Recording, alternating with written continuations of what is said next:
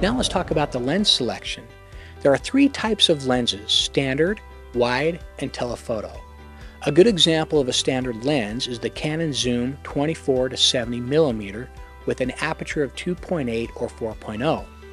This is one of the most popular lenses and is very versatile since it allows you to shoot wide shots at 24 mm and then you can zoom in on shots that are 70 mm. So it gives you that versatility to go from wide to close up. Now wide shots are exactly that, wide shots with a wide field of view. You get more within the frame. The lower the millimeter, the wider the shot.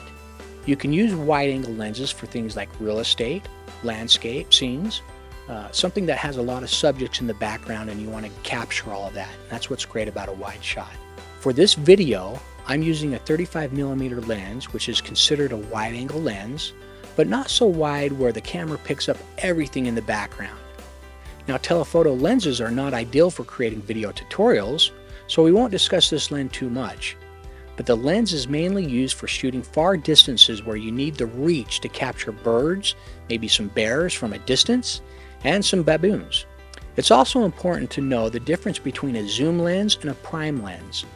Prime lenses, or fixed lenses, mean they don't zoom in or zoom out. They're one dedicated focal length. But the benefit is they are sharper with better quality, and they do great in low light conditions. The trick is to find the focal length that you like for what you're shooting, then consider getting that prime lens for the shot you're going for. So for example, this video is shot in 35 mm at 2.8 aperture. And since I do a lot of training videos, I invested in this prime lens. Now that being said, there isn't anything wrong with the zoom lens. Zoom lenses give you versatility. They allow you to shoot wide shots at 24 mm and quickly move to a closer shot at 70 mm or 105 mm. Now when shopping for lenses, the other thing to consider is aperture or f-stop. The lower the f-stop, the better. This allows more light to come into the camera, which will give you a sharper image, a more blurred background, and less noise in low light conditions. Now remember, the lower the f-stop, the better depth of field or blurred background. This helps you avoid distractions that take your viewer's attention away from the subject. You want the viewer's eyes to focus on the main subject and not get lost in the background, so an f-stop of 4.0 or lower is great. Now I would say a 2.8 f-stop is the sweet spot and a good target to shoot for when shopping for lenses. Now if you can't afford the 2.8, go for the 4.0. Now I would avoid lenses that offer aperture range with two different numbers like 4.0 to 5.6 because as you zoom in, you will have less control of your aperture, making it difficult to get the best cinematic look you want. Stick to the fixed aperture like 1.4, 2.8, or even 4.0 f-stop.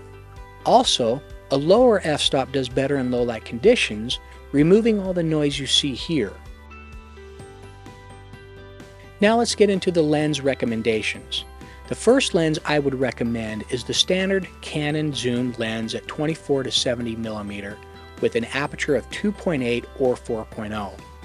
The 2.8 is more expensive, so if you can't afford that, go for the 4.0 aperture. This is a great first lens that gives you the most versatility.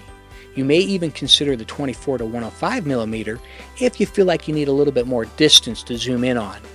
The lens I recommend for video tutorials around $1,000 is the Canon 15 to 45 mm lens, as this lens comes in a package deal with the Canon R50 camera body and kit.